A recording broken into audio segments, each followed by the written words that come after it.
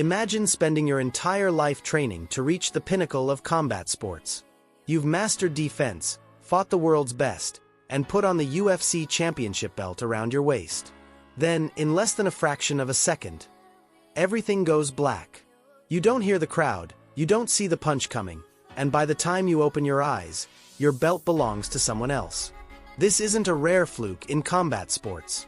This is what happens almost every time Alex Poatan Pereira steps into the octagon and releases his infamous left hook. He doesn't just win fights. He erases years of preparation with a single, devastating motion. But the question that keeps top-tier MMA coaches awake at night isn't just how powerful Pereira is. It's why nobody can seem to stop it, even when everyone on the planet knows it's coming. In striking sports, power usually comes with a tax: time. To generate a knockout blow, most fighters have to load up. Their shoulders dip, their feet pivot heavily, or their eyes give away their intention. We call this telegraphing. And against elite UFC athletes, telegraphing gives your opponent just enough time to slip, block, or counter. Alex Pereira completely breaks this rule. When you break down his left hook frame by frame, there is almost zero load up. His torso barely rotates back before the strike is launched. Instead of throwing the punch from his shoulder, Pereira generates immense kinetic energy directly from his feet, driving through his hips with terrifying speed. Because his body language doesn't change prior to the strike, his opponent's brains don't register the threat until the fist is already inches from their chin. It's not just a heavy punch, it's an invisible one. But mechanics are only half the story. The real genius behind Pereira's left hook lies in how he sets the trap.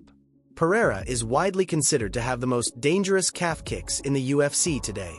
Early in the fight, he chops away at his opponent's lead leg with minimal effort, inflicting immediate, excruciating pain. This forces his opponent into a desperate dilemma. They have to start worrying about their base and watching his lower body.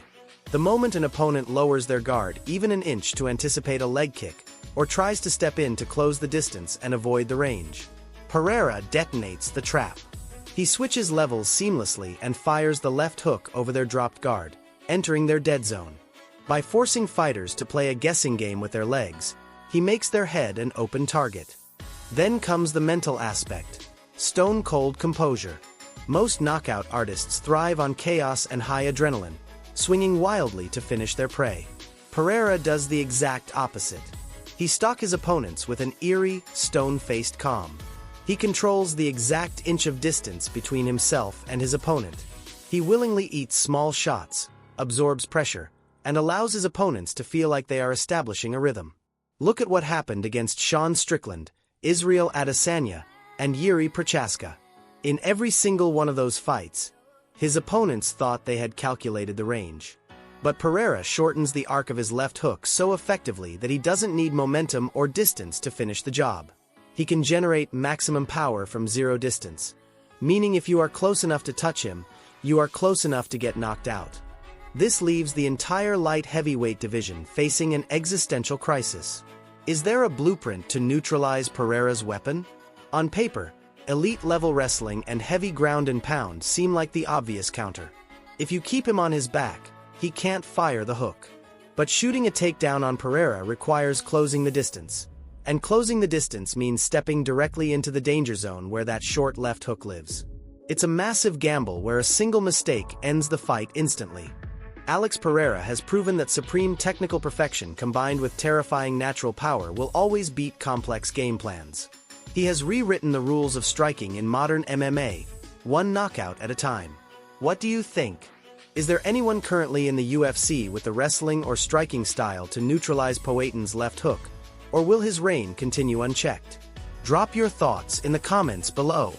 If you enjoyed this breakdown, don't forget to hit the like button and subscribe for more fight breakdown content. See you in the next one.